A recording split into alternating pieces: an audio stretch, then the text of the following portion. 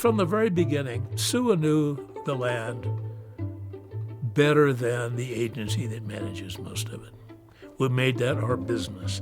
And right now, we can still claim to know more than anybody about what Red Rock Country looks like.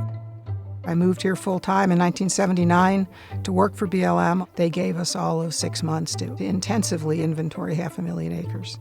I mean, in most cases, the inventory was wholly inadequate because we weren't given enough time or tools or people or instruction on how to do this. It was a very bizarre process. County Commissioner Calvin Black said, "I'm not a violent man, but I'm getting to the point where I'll blow up bridges. We're going to start a revolution. We're going to get back our lands. You had better start going out in 2s and 3s because we're going to take care of you, BLMers." Paul, who was my boss at the time, said, "Mr. Black, I hope you're not threatening me." Calvin said, "I'm not threatening you, I'm promising you." The first executive director, when SUWA started, he had worked for BLM in Arizona. He was infuriated, just like I was, and he wanted to start an organization. So he had to pull together a board, some staff, some ideas of how to challenge this federally mandated process. The political climate has never been worse than it was then. A guy named Jim Hansen was fond of saying, "Not one more acre of wilderness." He was a congressman from Utah, so they were vehement against it.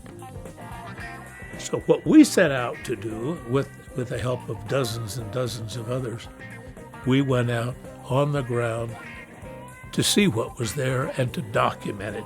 And we put together a literal book on what's wild in Utah. It was a difficult process, but we all had each other. A citizen inventory led to more acres being included as proposed wilderness study areas to Congress. Early on, the SUWA staff recognized that to succeed in protecting Utah wilderness, we needed to go beyond Utah. So we elevated the need to protect these magnificent places on a national level. So we took members of Congress to southern Utah so they could really feel why it was so important. We took them in small planes and flew over the canyon country. We took them in canoes and rafts down the Green River. We took them on the trails. We took them into Slot Canyon so they could really experience it and understand why it was so crucial, and they became rock-solid allies. We also used litigation to ensure that we were protecting places within the bounds of the wilderness proposal. And when we started doing that in the early 90s, we were really on the frontier of that kind of litigation in Utah. When SUWA attorneys walk into court now, there's no doubt that they belong there, and they have a really terrific success rate. What it means to broaden the tent right now is to really lean in to Native voices, such as we've seen with Bears Ears National Monument or the ancestral footprints of the Grand Canyon National Monument in Arizona, to continue to resource indigenous-led, tribal-led initiatives for public land management. Part of that vision for Utah and for the West is much more vibrant rural social network and a more effective conservation movement, one that can actually win because it has more voices, more cultures, coming to the conclusion that our natural areas are essential and ensure that our Red Rock wilderness stays wild for posterity. The public lands, the environment is intertwined with politics.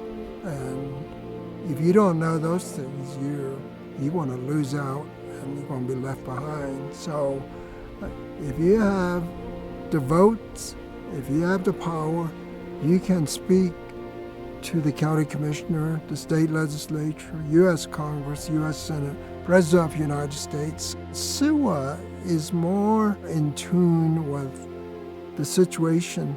They've gone through some real tough litigation in the past. They sparred with some really hard-nosed, right-wing politicians, and they've been, you might say, blessed by the fire. So they have the experience. When they talk, they know what they're talking about.